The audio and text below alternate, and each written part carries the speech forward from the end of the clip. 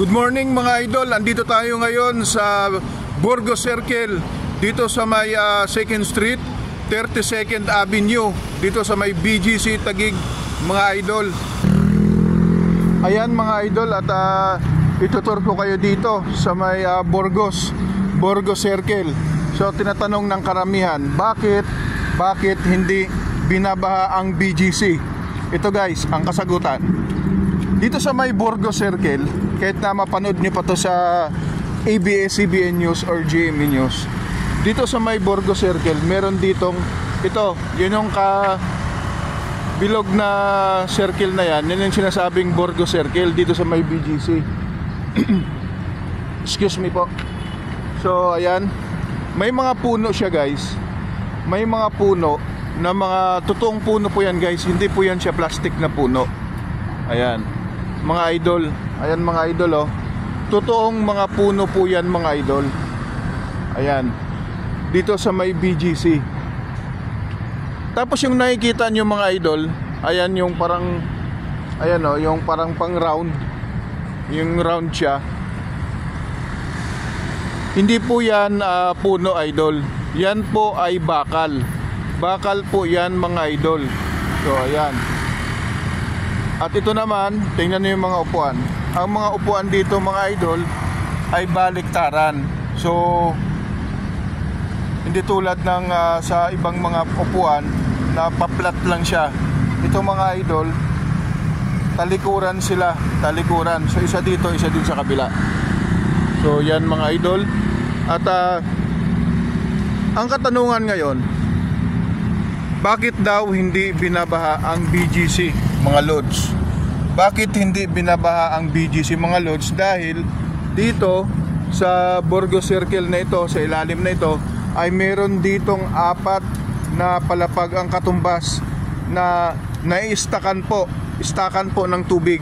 4 na floor, kunyari yon, building na yon. Sa building na yon, 4 na palapag katumbas nito sa ilalim ng Burgos Circle na yan.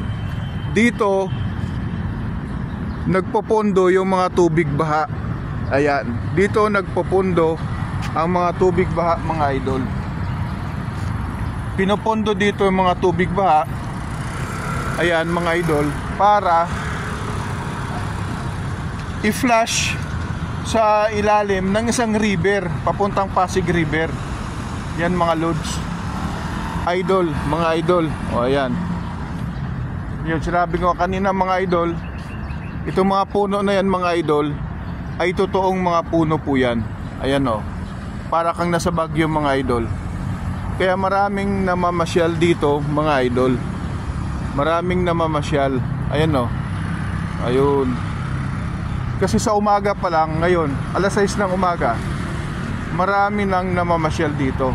At may, ayan o, nakikita nyo mga idol o, may nagja-jogging mga idol. Yan. Maganda kasi dito mga idol mag-jogging. So balik tayo dito mga idol kung bakit hindi binabaha ang BGC. Ayan. Yung mga tangke mga idol dito, maraming ganto kasi ito daw yung istaka ng daanan ng tubig, daluyan ng tubig. Pag binabaha ang BGC, ayan. Kaya hindi binabaha ang BGC dahil yung ilalim nito mga idol ay may katumbas na 4 na palapag sa ilalim nito na istaka ng tubig. Ayan, isa yan sa mga pasukan ng mga tubig baha. Ayan o, naka-drain naman siya. So mga bato hindi siya makapasok. Mga malalaking mga bagay or mga dahon na malalaki, yan din makapasok kasi sinasala niya mga idol.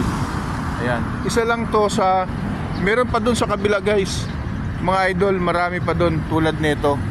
Ayan, kung ano ang tawag dito, basta daanan ng tubig mga idol. Ayan, marami yan doon mga idol. At kung pwede, gusto nyo rin magbike mga idol, ayan, magbike din kayo. Ayan.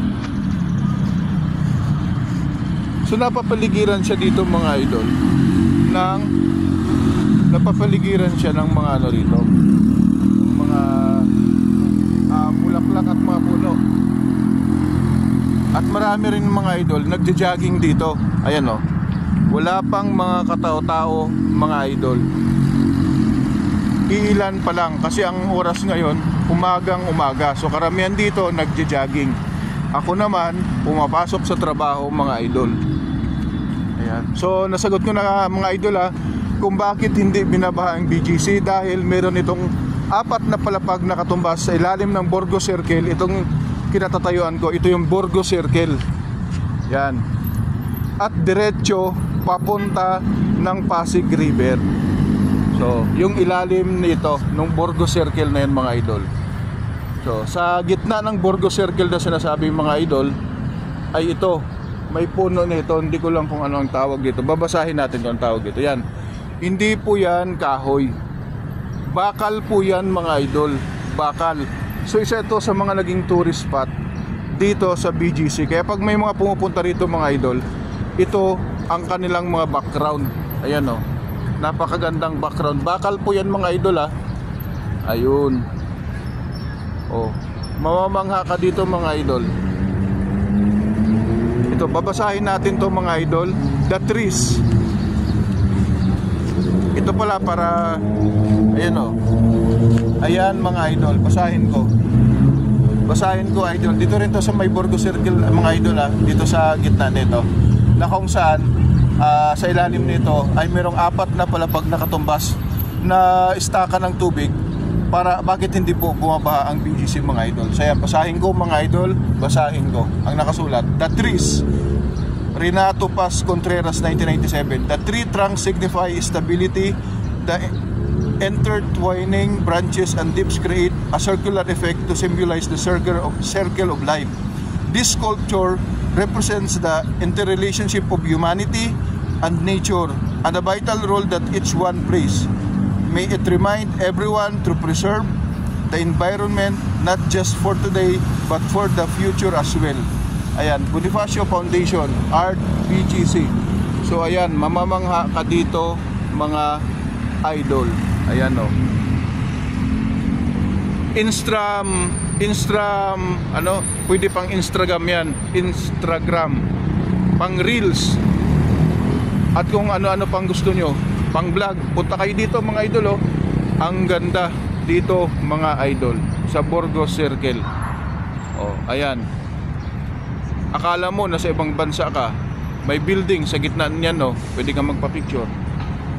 May mga nakatambay na. Dito tayo sa likod view mga idol Ayun, meron doon. Tigdadalawang mga building sa gitna, pwede mong maging background. So ayan mga idol, maraming salamat at sana po nag-enjoy kayo at may dagdag kaalaman tayo na kung saan nakalocate ang ating lugar, kung saan, anong lugar ito sa Borgo Circle. 2nd Street, 32nd Avenue mga idol. Dito sa may BGC Taguig. Ayan, may mga dumadaan dito. Maraming dumadaan dito mga idol. Malamig dito. Para kang nasa Baguio. Ayan.